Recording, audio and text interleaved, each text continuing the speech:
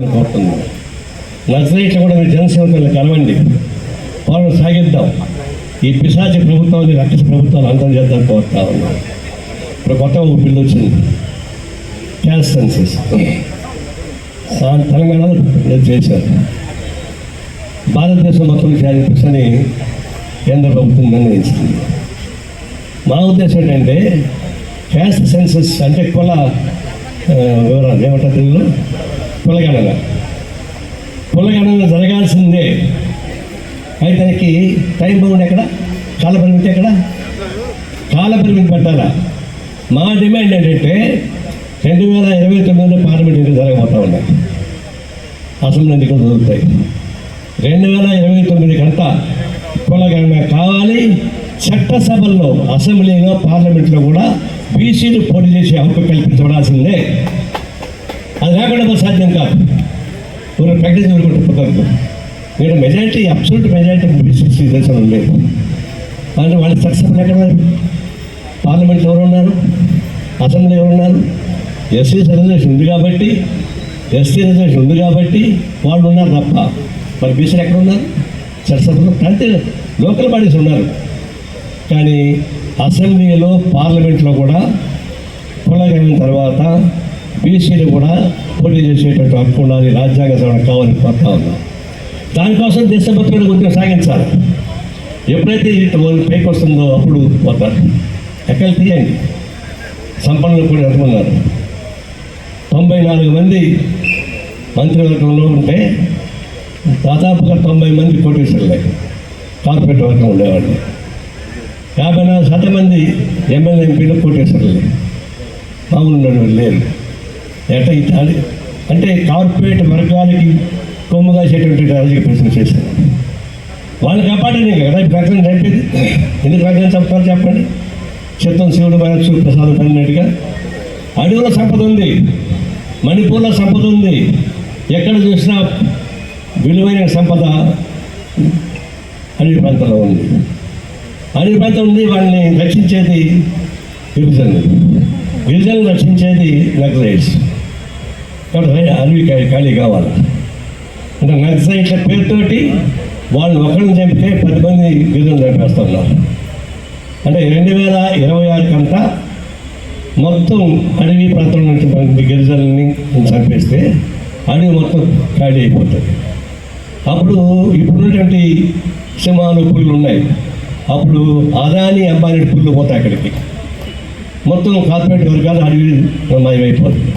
జమ్మూ కాశ్మీర్ తీసేశారు. ఏమైంది? ఇప్పుడు 3000 ఎకరాల ల్యాండ్ కార్పొరేట్ కంపెనీ కొనేసుకున్నారు. అనుభవం లేదు అట్లా. అంటే అటవీ సంపద మీద కన్ను పెట్టినట్టు కార్పొరేట్ వర్గాలకు మేలు చేయడానికి నక్సలైట్ బూత్ చూపించి దాన్ని ఖాళీ చేసేటువంటి నరహంతలుగా మారిపోయారు. అన్నది మొత్తం గవర్నమెంట్ మొత్తం మారిపోతా ఉంది. పేదలు ఎగిరిపోతున్నారు. వాళ్ళు చెప్తా ఉన్నారు. ఆమె చెప్పింది కదా నిర్మలా సీతారామన్ 16.5 లక్షల కోట్ల రూపాయలు ఎక్విటీ బయటికి అని చెప్పింది. 16 లక్షల కోట్ల ఎవరిది? మనం పన్ను కట్టాం. టీ తాగితే పన్ను కట్టాం, సినిమా చూస్తే పన్ను కట్టాం, తలకు రంగు వేసుకుంటే పన్ను కట్టాం. రంగు వేసుకుంటే ఉన్నారు ఇక్కడ ఉన్నారు, సభ్యులు కూడా రంగు వేసేట్టు ఉన్నారు. వేయలేదా? దయ్యి వేసాడు. అన్నది తలకు రంగు వేసుకొని మొదలుకొని చివరికి శవం కాసం చనిపోతే ఆ శవం కాసం దగ్గర కూడా మొత్తం వసూలు చేస్తుంటాం. తమలపాకులు అని పెడతాం కదా. అంటే ఈ విధంగా డబ్బులు వసూలు చేసిన డబ్బుల్ని ఖజానా పెడితే దాని 16.5 లక్షల కోట్ల రూపాయలు ఎగ్గొట్టిపోయింది. ఎవరు? 29 మంది. 28 మంది గుజరాత్కు ఉండాలి. అందులో 7 మంది మోడీ ఇంటి పేరు వాళ్ళే. ఒక్కడే విజయమాల్య కర్ణాటక వాడు, మీకంతా గుజరాత్ వాళ్ళే. మరి 16.5 లక్షల కోట్ల రూపాయలు ఎగ్గొట్టిపోయి ప్రదేశాలు నిలబడుంటే వాళ్ళ పైన యాక్షన్ తీసుకున్నారా? వాళ్ళ ఆస్తుల పైన యాక్షన్ తీసుకున్నారా? ఆ డబ్బులు ఏమైనాయి? 15 సంవత్సరాల క్రితం బాంబేలో ఒక హోటల్ మీద దాడి చేస్తే టెర్రరిస్ట్ పట్టుకొచ్చారు మొన్న అమెరికా నుంచి. ఒక టెర్రరిస్ట్ పట్టరాగలేదు కానీ ఆర్థిక టెర్రరిస్ట్ పట్టుకొచ్చారా? 29 మంది ఆర్థిక టెర్రరిస్టులే. వాళ్ళు పట్టకారా? ఎందుకు పట్టరాలి? మీరు పట్టరా దలుచుకోలేదు. మీకు ఈ భారతదేశాన్ని మొత్తం కార్పొరేటీకరణ చేసి ప్రజాస్వామ్యం లేకుండా చేసి ఒక నియంత పాలన సాగించేటువంటి ప్రయత్నం చేసి వస్తున్నారు. అందుకని ఇప్పుడు ప్రజాస్వామ్యం కాపాడుకోవాల్సిన పరిస్థితి ఏర్పడిపోయింది. వీటిలోనే అనేక ఉద్యమాలు వస్తూ ఉన్నాయి. దీనిలో ఒక భాగం ఇందాక చెప్పిన బీసీ రిజర్వేషన్ గంటలో ఒక భాగం. దాంతో కూడా అనేక సమస్యలు ఫైట్ చేయాల్సిన పరిస్థితి ఏర్పడుతుంది. ఇది గ్రాస్ రూట్ లెవెల్, అంటే కింద ప్రాంతం నుంచి అట్టడి నుంచి ప్రజల మేము సైతం తీసుకోవాలి, అయిపోయింది కాదు. ఆ విషయం ఎప్పుడు చేసేవాడు. కానీ ఎక్కడ జిల్లా కౌన్సిల్కి వచ్చినా గ్రామీణ ప్రాంత సమస్యలు వదులుకొని, వ్యవసాయకాల సమస్యలు వదులుకొని అన్ని క్షుణ్ణంగా పరిశీలించేవాడు. ఒకసారి ఈమె జిల్లాల కాంతి దొరుకుతా ఉంది. ఈసారి పంటలు డబ్బులు లేవు మాకు, మేము డబ్బులు వసూలు చేయలేకపోతామని అంటున్నాం. ఒక రైతు ఇతర పంటలు బాగా పండుతాయండి అన్నాడు. ఏంటంటే తెలిసి పంటలు బాగా పడతాయి కదా, మరి డబ్బులు వసూలు చేసుకోండి అని చెప్పాడు. అంటే ఎవరు ఎక్కడ ఏం జరుగుతుందో తెలుసుకునేవాడు. అందుకని మనం పైన కాదు చేయాల్సింది. గెలుపుసాదు జ్ఞాపకం తెలుసుకోవాలంటే కింది ప్రాంతం నుంచి అట్టడి నుంచి మనం ఫైట్ చేయాల్సింది, ప్రజలను సమీకరించాల్సింది. నిజంగా కష్టాలు అవుతుంది. మనకు ఒక ఎదురుగాలి. అందుకని రాజకీయాలు మొత్తం వ్యాపారీకరణ అయిపోయింది. వ్యాపారికరణ అయినాకనే కదా రిఫ్లెక్షన్ వస్తూ ఉన్నాయి, మార్పులు వస్తున్నాయి. ఎందుకంటే వ్యాపారం చింతపడి వ్యాపారం చేస్తారు, లాభం వస్తే చింతపడి వ్యాపారం చేస్తారు, నష్టం వస్తే బెల్లం వ్యాపారం చేసుకుంటారు, దాని నష్టం వస్తే ఇంకొక వ్యాపారం చేసుకుంటారు. రాజకీయ పార్టీ కూడా ఒక రాజకీయ పార్టీ చేరుతున్నారు, దాని లాభం ఉంటే చేరుతున్నారు, లేకపోతే వెళ్ళిపోతున్నారు. ఆ పార్టీ పడిపోతా ఉంటే వదిలిపెట్టి వెళ్ళిపోతున్నారు. అంటే వ్యాపారంలో మార్చేది కానీ రాజకీయాలు మార్చేస్తున్నారు. ఉదయం పార్టీ సాయంత్రం పార్టీ మారిపోతున్నారు. నేను ఒకసారి ఒక సినిమా థియేటర్ చెప్పాను, ఇది బాగా కొట్లాడుకునేవాళ్ళు. ఒకప్పుడు మేము స్టూడెంట్ ఉన్నప్పుడు సినిమా థియేటర్ కాదు బాగా కొట్లాట. ఇప్పుడు ఎవరు కనపడలేదంటే లేదు సార్, ఈ రౌడీలంతా చర్చలకు వెళ్ళిపోయారు అలా, అంత ఎమ్మెల్యేలు ఎంపీలు అయిపోయారు, రౌడీలు లేదు ఇక్కడ. అట్లాంటి రౌడీరాజు వచ్చేసింది.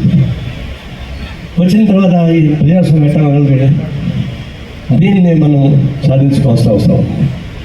ఒకవైపున రాజకీయ వ్యవస్థలో ఒక క్లఫ్ వెదర్, డబ్బులు, కులం, మతం, ప్రభుత్వ యంత్రాంగం, ఇవన్నీ మనకి వ్యతిరేకమైన అస్త్రాలు. ఇవన్నీ మన చేతులు లేవు. వాలీబాల్ ప్లేస్లో వాలీబాల్ ఆడగలం, క్రికెట్ గ్రౌండ్లో క్రికెట్ ఆడగలం, రాజకీయ గ్రౌండ్లో రాజకీయాలు ఆడగలం. రాజకీయాలు ఆడండి, మేము సవాల్ చెప్తాం. కానీ మీరు రాజకీయాలు ఆడడం లేదే, రాజకీయాలు పక్కన పడేశారు. డబ్బులతో మతాలతో రెచ్చగొడుతూ ఓటు సంపాదన ప్రయత్నిస్తున్నారు. ఎందుకు చేస్తున్నా పని? మోడీ 400 సీట్లు వస్తాయన్నాడు, 303 నుంచి 400 సీట్లు వస్తాయన్నాడు. కానీ ఎన్ని వచ్చాయి? 240 వచ్చాయి. ఆయనకే ఓట్లు తగ్గినాయి, వ్యక్తిగతంగా ఆయనకి ఓట్లు తగ్గినాయి, బీజేపీ పరంగా ఓట్లు తగ్గిపోయినాయి. అందుకనే ఆయన ప్రధానమంత్రి అయినాడు. పక్కన చంద్రబాబు నాయుడు, నితీష్ కుమార్, వీళ్ళిద్దరూ చెరొక్క ఎడం కాలపడైతే ఇప్పుడు కలవడం, వాళ్ళు మోస్తున్నారు. వాళ్ళు ఎందుకు మోస్తారు? వాళ్ళు కూడా వాళ్ళది. వాళ్ళిద్దరు లేకుండా రేపు ప్రధానమంత్రి కాదు. రేపు రాబోయే రోజుల్లో కూడా సాధ్యం కాదు. కాబట్టి ఇప్పుడు భక్తు బిడ్డల పేరు, ఆ పేరుతో ఈ పేరుతో కులాలని వైషమ్యాన్ని రెచ్చగొట్టి యాంటీ గవర్నమెంట్గా ఉండేవాళ్ళు, అంటే బీజేపీకి వ్యతిరేకించే పార్టీ నిండా రాష్ట్రాలను గొడవలు చేయించి తమిళనాడు, కేరళ, బెంగాల్ గొడవలు చేయించి అట్టగలను ప్రయత్నిస్తున్నారు. అందుకని వాళ్ళు చెప్పే రాజకీయ ఐదోళ్ళు కాదు, వాళ్ళకి తెలిసిపోతా ఉంది మేము ఓడిపోతున్నామని. ఓడిపోయకుండా ఎత్తుగడ వేస్తూ ఉన్నారు. దాని దురదృష్టవశాత్తు సపోర్ట్ చేస్తూ ఉన్నారు. ఇప్పుడు రాజకీయ పార్టీ పోలీసులు వస్తూ ఉన్నాయి. వాళ్ళకి ఎత్తే ఉన్న వాళ్ళని రాజకీయ కుంపట్లు పెడతా ఉన్నారు. విదేశాలకు పోతారు డెలిగేట్స్. ఆయా రాజకీయ పార్టీ అడగాల, అయ్యా మీ పార్టీ ఎవరు పంపిస్తారు అడగాల. ఎందుకంటే బీఫార్మేషన్ రాజకీయ పార్టీ నాయకులు కదా. మరి సాంబశివరావు ఎమ్మెల్యేగా అయినాడు, కానీ బీఫార్మేషన్ సెంటర్ సిపిఐ సెంట్రల్ పార్టీ అడగాల మీరు ఎవరు పంపిస్తారని చెప్పేసి. కానీ అది అడగడం లేదు. ఒకసారి అసెంబ్లీ లోపల గాంధీ విగ్రహం ఉంది. అక్కడ ఎమ్మెల్యేలు ఎంపీలే పోవాలి లోపలికి ధర్నా చేయడానికి అన్నారు. ఇప్పుడు ఎర్రమనాయుడు అప్పుడు ఓడిపోయాడు. ఆయన బయట నుంచి ఉన్నాడు, నేను పోయా. ఏమన్నా బయట నుంచి ఉన్నాడంటే ఎమ్మెల్యేలు ఎంపీలే పోవాలంటారండి అన్నాడు. ఎవడో చెప్పిన పోలీసు అక్కడే ఉన్నాడు, డీజీపీ సహా. ఎవడో చెప్పిన తలకాయలు ఉన్నాడు. బీఫారం మనం ఇస్తే గెలిచేవాడు లోపల ఉంటారా, మనం బయట ఉంటావా? ఎవడో చెప్పింది నీకు మన లోపల తీసుకుపోయారు. పోలీసులు మాట్లాడారు అంటే పార్టీ నాయకులు అనకుండా వాళ్ళే నామినేట్ చేస్తారు. కాంగ్రెస్ పార్టీ వాళ్ళు అడిగారా? శ్రీధర్ నామినేట్ చేశారు. మమతా బెనర్జీ పార్టీ అడగలే, నామినేట్ ఒప్పుకోలేదు, తిరస్కరించింది. అంటే రాజకీయ ప్రజాస్వామ్యాన్ని పూర్తి చేస్తూ ఉన్నారు. ప్రజాస్వామ్యాన్ని పూర్తి చేయడం కాదు, ఆయా రాజకీయ పార్టీల్లో కూడా ప్రజాస్వామ్యాన్ని పూర్తి చేసి బయటకు వచ్చేసారు. ఇప్పుడు మహారాష్ట్రలో పార్టీని గెలిచారు, శివసేన గెలిచారు, తర్వాత శరద్ పవార్ పార్టీని గెలిచారు. తమిళనాడు ఎంక పట్టాటు గెలిచారు. ఇప్పుడు టీఆర్ఎస్ పార్టీ నుంచి సరిగ్గా ప్రయత్నిస్తున్నారు. ఇప్పుడు వచ్చింది కదా గొడవ, కవితమ్మ గొడవ వచ్చింది కదా. అంటే ఏంటి, ఆ రాజకీయ పార్టీల్లో ఆ పార్టీ కుటుంబంలో కూడా చిచ్చు పెట్టాలి. చంద్రబాబు నాయుడికి ఒకే కొడుకు కాబట్టి బతికిపోయాడు. ఆయన ఇద్దరు కొడుకులు ఉంటే ఇప్పటికి వాళ్ళు చిచ్చు పెట్టేవాడు. ఒక కొడుకు కాబట్టి ఆయన ఏం చేయలేరు. ఇద్దరు కొడుకుల చోట చిచ్చు పెట్టారు, బీహార్లో చిచ్చు పెట్టారు, అనంతమంది తీర్చారు, మహారాష్ట్ర తీర్చారు. అంటే అంతర్గత రాజకీయ ప్రజాస్వామ్యాన్ని కూల్చేటువంటి నైతిక స్థాయికి వచ్చేసింది. టీఆర్ఎస్ ఏమవుతుందో చూడాలి. వీళ్ళంతా కూడా పార్టీల మీద కాన్సన్ట్రేషన్ కన్నా ఆ పార్టీలను విభజించి ధ్వంసం చేయాలని ప్రయత్నం చేస్తున్నారు. ఇవన్నీ చూసినప్పుడు నైతిక విలువలు పడిపోయేటువంటి స్థాయిలో గవర్నమెంట్ ఉంది. సకల నైతిక విలువలను తొంగలో దొరికి మేము గెలవాల్సిందే అనేటువంటి పద్ధతుల్లో చేస్తారు. దుర్యోధనుడి భీముని ఎట్టగొట్టాడు, యుద్ధ తంత్రం కొట్లా. రాముడు ఎట్ట చంపాడు రావణాసురుడిని, యుద్ధ తంత్రం చంచరా, యుద్ధ అనైతిక విధానంలో చంపాడు. తొడ కింద కొట్టకూడదు, తొడమనే కూడా చంపాడు అసలు. అంతేనా? దుర్యోధనుడిని చంపకూడదు, పొట్టుకి పైన కొట్టాలి. అధర్మం. సత్యసాటి దాక్కుని రాముడు కొట్టింది రావణాసురుడిని. బహుశా వీళ్ళు దాన్ని ఎగ్జాంపుల్ తీసుకుంటున్నారండి. రాముడు, శ్రీకృష్ణుడు, లేదంటే అర్జునుడు తీసుకున్నటువంటి అధర్మ యుద్ధాన్ని మేము అమలు చేస్తామని చెప్పచ్చు. చెప్తారండి పౌరాన్ని చెప్పేవాళ్ళు. ఇవన్నీ కూడా కలియుగ రాష్ట్రం దేశంలో, ప్రజాస్వామ్య రాష్ట్ర దేశంలో ఇలాంటి చేయడం అనేది చట్ట విరుద్ధమైంది, వ్యతిరేకమైంది, అనైతికమైంది. దీన్ని ఎదురు ఒకటే ఉద్యమం బలపడాల్సిందే. వామపక్ష ఉద్యమం బలపడాలి. ఏదో పార్టీ ఉద్యమం అంటే మనకే లాభం. టీడీపీ బలంగా ఉంటే ఉపయోగపడుతుందా? అందులో వైసీపీ ఉంటుంది, ఇప్పుడు టీడీపీ వచ్చింది. తేడా ఏముంది? ఇప్పుడు టీఆర్ఎస్ పైన ఇప్పుడు కాంగ్రెస్ పార్టీ వచ్చింది. ఏం తేడా కనిపిస్తుంది? వాళ్ళ బూట్ల నుంచి కాలు పెడుతున్నారు, వాళ్ళ చెప్పులో కాలు పెట్టుకుని పోతారు, చక్కగా విషయం కనపడాలి.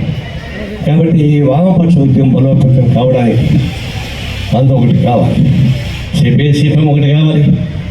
అది సిపిఎస్ ఒకటి కావాలంటే సిపిఎంలో కొంచెం ఇబ్బంది వస్తుంది. ఏం ఇబ్బంది పడబాకండి, మిమ్మల్ని ఏమో అందరూ అండ్ అట్లా ఎర్రజెండా బండి, ఎర్రజెండా కొంచెం తప్పే ఉంది. మరి మీ ఇంటి రమ్మంటే వస్తాం, మీరు మా ఇంటి కంటే రండి, అడుగుతాం. ముందు మనం కలిస్తే అప్పుడు మిగతా లెఫ్ట్ వాళ్ళకి ఉత్తేజం వస్తుంది. లెఫ్ట్ ఉత్తేజం వస్తే డెమోక్రటిక్ ఫోర్సెస్కి ప్రజా సమాజ బలం వస్తుంది. ప్రజా సమాజ బలం వస్తే కింద ప్రజాధికారికి బలం వస్తుంది.